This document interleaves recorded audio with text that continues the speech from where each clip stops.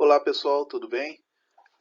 Vamos dar continuidade aqui ao nosso plano de estudo, né? Hoje nós vamos falar da rota da escravidão na Idade Moderna. Por quê? Na primeira aula nós falamos sobre a visão do europeu quando eles chegaram aqui no continente americano, né? E hoje nós vamos falar da rota da escravidão. Como que esses europeus começaram com essa escravidão? O comércio dos escravos na África.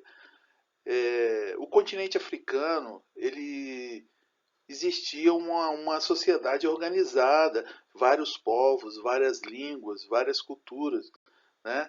E sempre existiu o comércio de escravos lá, entre eles na África. Mas era um outro tipo de escravidão, né? Porém, o número de escravos acentuou-se na Idade Moderna, com o tráfico negreiro europeu. Aí os europeus começaram a comercializar escravos. E aí isso se tornou uma prática muito frequente e lucrativa. O comércio de escravo na América, o que aconteceu? Com a colonização da América, necessitavam de mão de obra para trabalhar nas terras do Novo Mundo. Quem é o Novo Mundo? O Novo Mundo é a América. Os europeus chegaram aqui, começaram a explorar as terras e precisavam de mão de obra. Começaram a trazer esses escravos da África. E o negócio ficou muito lucrativo, tá? Diante dessa realidade, os europeus passaram a praticar o lucrativo tráfico negreiro, que aconteceu durante 4 séculos entre o continente africano e o continente americano. Então foram quase 400 anos eles fazendo esse tipo de comércio. Tá? O comércio escravo para o Brasil. O número de viagens negreiras para o Brasil foi crescendo à medida que a exploração econômica do Brasil também aumentou. Por exemplo, o açúcar no Nordeste, depois veio o ouro em Minas Gerais, depois veio o café no Rio de Janeiro e São Paulo. E eles precisavam de muita mão de obra para essas culturas, para eles exportarem essas riquezas. Né? Então foram mais de 300 anos de escravidão aqui no Brasil. Estima-se que tenha entrado no Brasil algo entre 4 e 8 milhões de africanos. É muita gente, né? Por isso a nossa cultura é muito influenciada pelos africanos. Como era a travessia do Oceano Atlântico? Né? Os escravos vinham abaixo do convés dos navios, né? E eles vinham acorrentados por meses. Ficavam juntos ali, todos acorrentados em condições de miséria mesmo, né? Horror indescritível. Eles tinham que fazer suas necessidades todas ali, não podiam sair. Né? A superlotação, combinada com a desnutrição, porque eles recebiam pouca comida, né? E doenças acabavam matando cerca de 12% dos escravos. Né? Então a gente pode ver que era uma faixa muito alta de pessoas que morriam nessa travessia. Né? E de cada carregamento que eles traziam, 12% morria. É um índice muito alto. Né? Quem eram esses povos escravizados? Eram diversos povos que habitavam o continente africano. Né? Eu já falei lá atrás. Muito antes da colonização feita pelos europeus, existiam várias, e existem ainda, né, várias culturas diferentes, e aquela sociedade, né, eles dominavam técnicas de agricultura, mineração, metalurgia, né, usavam sistemas matemáticos, porque eles controlavam o comércio deles, as mercadorias, através da matemática. Então eles desenvolveram sistemas matemáticos. Né? Eles tinham conhecimentos de astronomia, de medicina. Inclusive os europeus aproveitaram muito das ciências que eles encontraram na África. Então, lá existiam vários reinos. Nós vamos citar aqui alguns importantes reinos que influenciaram nesse sistema de comércio de escravos entre África e América, tá? Através dos europeus. O reino de Gana, esse reino se desenvolveu aproximadamente entre os séculos 4 e 12. Então, quer dizer, muito antes dos portugueses chegarem no continente africano, o reino de Gana já controlava lá, né, uma área ali que é no extremo ocidente, né, próximo do deserto do Saara. A principal fonte econômica era o ouro. Eles trocavam por outras mercadorias, principalmente o sal. Né? O sal era um produto muito valioso naquela época. Então eles trocavam, como eles tinham ouro em abundância, eles trocavam ouro, 1 quilo de ouro por 1 quilo de sal, por exemplo. A sua sociedade estava organizada de forma hierárquica. O que quer dizer isso? Eles tinham camadas que controlavam, uma respeitava a outra camada, tá? E se dividia entre pessoas livres e escravizadas. Como eu falei, a escravização sempre existiu na África, só que era um tipo de escravo diferente. Era um escravo que era capturado nas guerras, que eles venciam e pegavam os vencidos e transformavam em escravo para trabalhar para eles. Mas não era para comercializar. Tá? Com a chegada dos europeus no continente africano, que começou esse comércio. A partir do século XI, o reino de Gana passou a ser invadido por tropas muçulmanas. Os muçulmanos, em vários momentos, né, desceram, vieram do norte e dominaram vários povos da África. A riqueza de Gana chamou a atenção de outros povos e no início do século XII ele foi invadido pelo reino de Mali. Desculpa. Mali é o próximo reino que nós vamos estudar. O reino de Mali desenvolveu-se a partir do século XIII, no alto do Níger. Níger é uma região que tem em cima, é um rio que passa lá em cima, tá?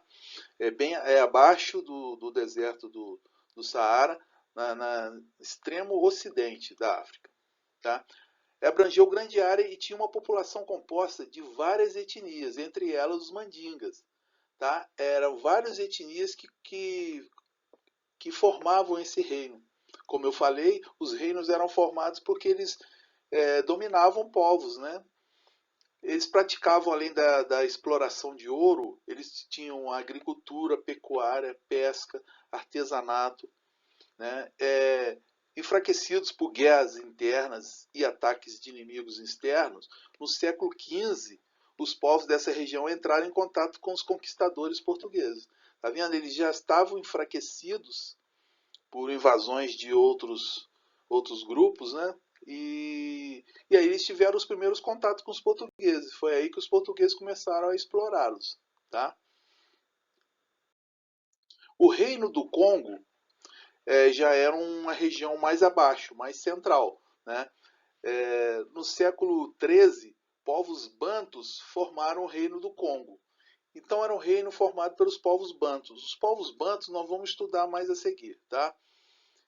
Então esse reino de Congo ele era administrado por um rei que recebia tributos, cuidava da justiça, do comércio, da religião. Então eles tinham uma organização administrativa, né, bem organizada. Sua economia era pautada no artesanato, agricultura, comércio, tá?